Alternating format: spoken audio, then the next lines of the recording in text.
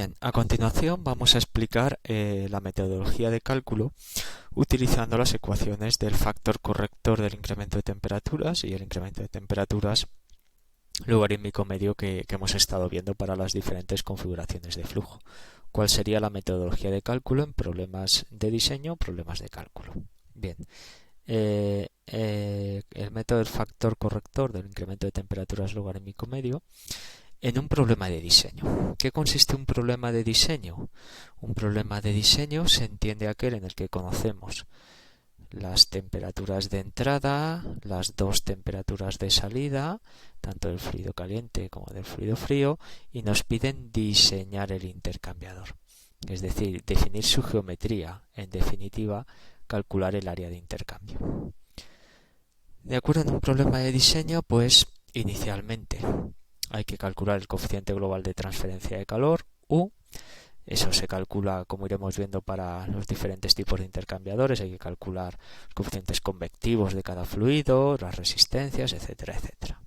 Se determina el coeficiente global de transferencia de calor, el incremento de temperaturas logarítmico medio en contracorriente, porque si conocemos las cuatro temperaturas, se puede calcular. Determinamos los números adimensionales P y R, que dependen de las cuatro temperaturas que son conocidas. Determinamos el factor corrector del incremento de temperaturas logarítmico medio y de esta ecuación determinaríamos el área. Repito, problema de diseño, conocemos las cuatro temperaturas de entrada, aparte de obviamente los caudales, capacidades caloríficas, propiedades y demás. Y quiero determinar el área de intercambio que necesito para conseguir esas temperaturas de salida. Ese sería un problema de diseño y con estos métodos se seguirían estos pasos. Ahora bien, si tengo un problema de cálculo, ¿y qué entendemos por un problema de cálculo? Aquel en el que me dan las temperaturas de entrada, pero no me dan las de salida. Me dan la geometría, es decir, me dan el área de intercambio. Y me piden que para ese intercambiador, con esas condiciones de entrada y con ese área, calculemos las temperaturas de salida. Esta es mi incógnita aquí. Esto sería un problema de cálculo. ¿Qué ocurre? Que aquí voy a necesitar calcular el incremento de temperatura logarítmico medio y el parámetro P. Y el parámetro P, recordamos que se define como temperatura fría a la salida menos temperatura fría a la entrada dividido temperatura caliente a la entrada menos fría entrada. Y en esa definición, esta temperatura fría a la salida no la conozco, porque no conozco las temperaturas de salida. Con lo cual, para poder resolver un problema de cálculo con el método del factor corrector F, necesitamos suponer inicialmente unas temperaturas de salida. Eso supone un problema, porque una dificultad añadida, porque va a implicar un proceso iterativo, como vamos a ver. Pero bueno, suponemos unas temperaturas de salida de ambos fluidos. Ya podemos determinar el coeficiente global, el incremento de temperaturas logarítmico medio en contracorriente. Determinamos P y R y el factor corrector F. Y a partir de esta ecuación despejamos. Tenemos la potencia térmica intercambiada y conocida la potencia intercambiada, puedo determinar las dos temperaturas de salida y compararlas con las que hemos supuesto inicialmente. Si coinciden, paramos. Si no coinciden, tenemos que repetir el proceso tantas veces como sean necesarias hasta que al final el proceso converja a las temperaturas que hemos supuesto inicialmente.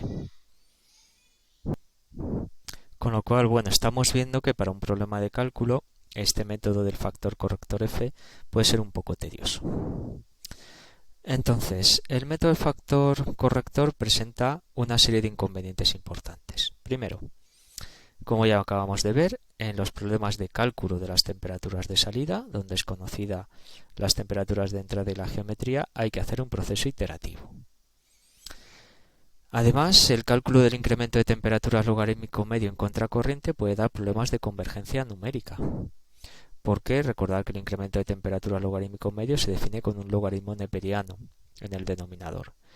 Y a veces, dependiendo del programa de cálculo que nosotros estemos utilizando, si utilizamos un programa como IS, donde se mete una serie de ecuaciones y las intenta resolver todas a la vez, puede dar lugar a que en el proceso iterativo de resolución de unas temperaturas que den lugar a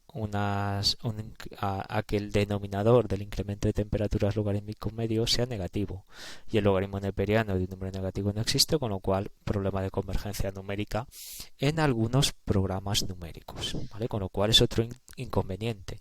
Y recordar que en esta asignatura nuestro objetivo es diseñar y calcular intercambiadores, pero con una herramienta informática para hacer todos los cálculos. Con lo cual, ahí tenemos también otra dificultad añadida. También importante, a veces podemos escoger unas temperaturas iniciales que nos den valores del factor corrector F que no son posibles para un determinado valor de R.